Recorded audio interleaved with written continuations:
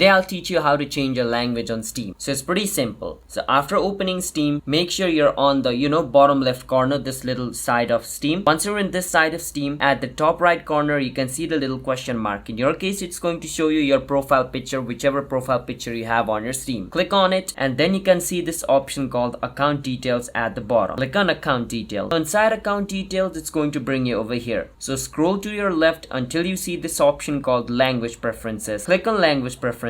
Once you click on language preferences, over here at the bottom it says primary language and it says Italian because right now my language is an Italian. Click on the slider and choose the language which you want. So I want English language, so I will click on English, and once English is selected, I need to scroll all the way down at the bottom and click on this button called save. Once I click on save, my language will be saved, and that is basically how you guys can change your language on Steam. It's that simple. So if you guys found our video helpful, then hit the subscribe to our channel. One step for future videos just like this.